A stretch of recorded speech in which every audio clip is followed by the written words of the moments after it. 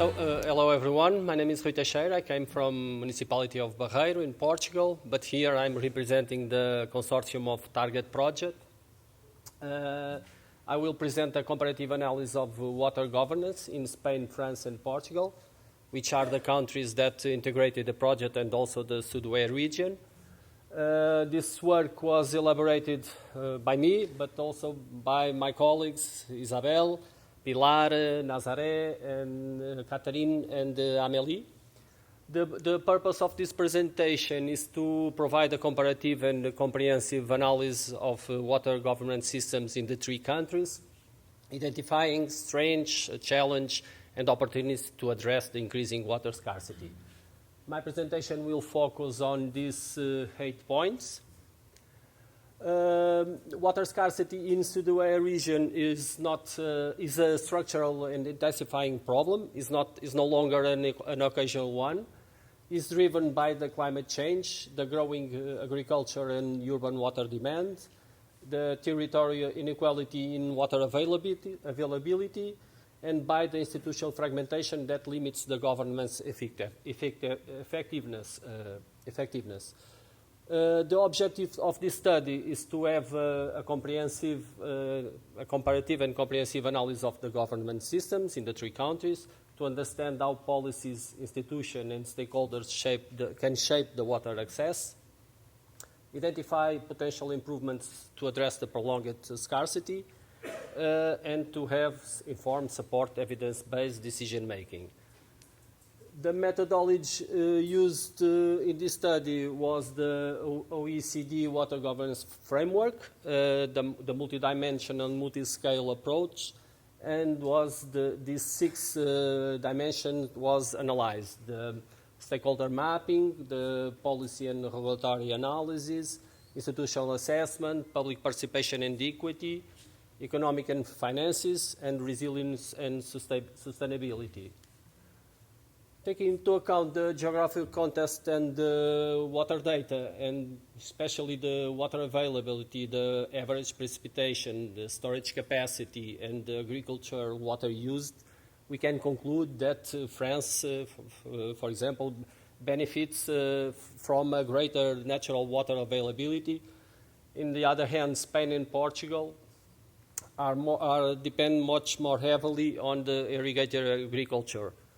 We can also conclude that Spain represents the most water-stressed case due to the highest agriculture demand, the greatest climate variability, and the lowest storage to resources ratio. Spain appears to be the most vulnerable country among the three to water scarcity. Regarding institutional frameworks, Spain has a decentralized multi-level model with river basin authorities and autonomous communities. The strength of this model is the basin scale integrated managed approach, which is compliant with the Water Framework Directive. The challenge is the coordination gaps across the administrative levels.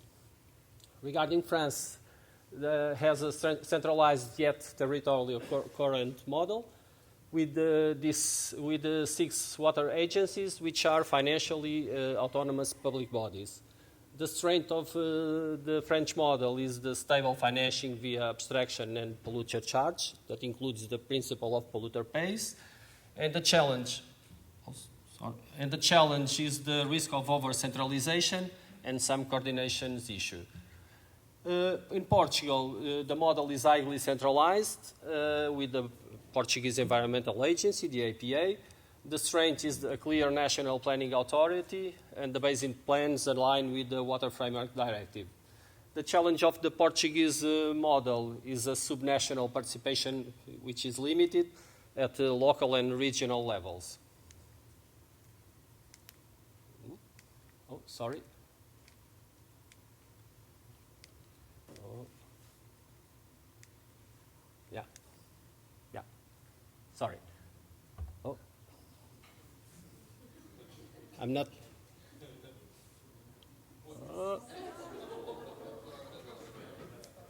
Sorry for that, but this is too sensitive.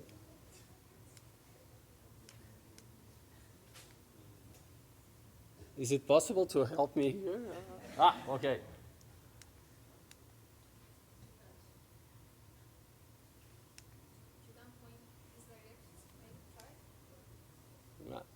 think it's the same.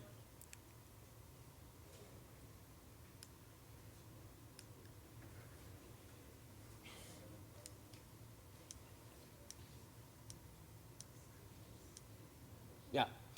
Regarding stakeholders and public participation and the engagement level, France has the most advanced model. The basin communities exist and bring public authorities, water users, civil society together with real influence on strategic decisions. In Spain, water councils exist at basin level. However, the governance remains largely technocratic and sector-driven, with irrigated agriculture as dominant voice. In Portugal, has a more limited participatory mechanisms, often consultative and with limited impact on final policies decision. The common challenge across the three countries are the territorial and sectoral inequalities and the complexity of information and transparency limitations that continues to constrain an effective citizen oversight. Taking into account the economic aspects and finances and the agricultural water share, France has the most structured and redistributive model. The water agencies enable progressive social and seasonal pricing. However, has growing financial pressure from rising investment costs. In Spain, Spain has a greater territorial variability in tariffs, has also a strong dependence on EU funds, structural investment deficits, and aging network infrastructure. In Portugal, the situation is very similar to Spain, with higher reliance on EU funds and aging infrastructure. However, has notable efficiency gains from modernization programs. The shared challenge for these three countries, the agriculture sector shows low-cost internalization across all the three countries. The true economic value of the water is not yet fully reflected on the current financing system, especially in particular in the agriculture sector. Regarding resilience and sustainability, in Spain, with the infrastructure and technology approach, has as main measures the desalination at scale, wastewater reuse programs, irrigation modernization, drought management plans, groundwater protection schemes. In France, the approach is the prevention ecosystem-based, and the main measures are the structural demand reduction, water sobriety policies, ecosystem restoration through nature-based solutions, water resilience plans, and the multi-level planning from the basin level through concrete actions on the field. In Portugal, the approach is integrated and adaptive. The main measures are the water reuse expansion, smart monitoring systems, agriculture modernization, environmental restoration, and cross-border cooperation, which Albufeira Convention is an example. Finally, some key conclusions for water governance in these three countries. There is a structural challenge. Water scarcity is intensifying across all the three countries, driven by climate change, growing agricultural demand, and territorial disparities. There is also a common framework.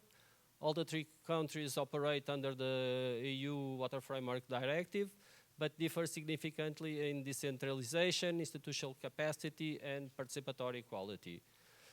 There is also a growing agriculture pressure. Irrigated agriculture remains the dominant pressure. Pricing instruments offer weak efficiency incentives in all the three countries.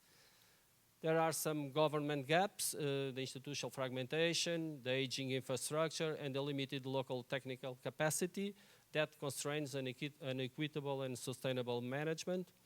Regarding future priorities, a more integrated, participatory, adaptive governance is needed.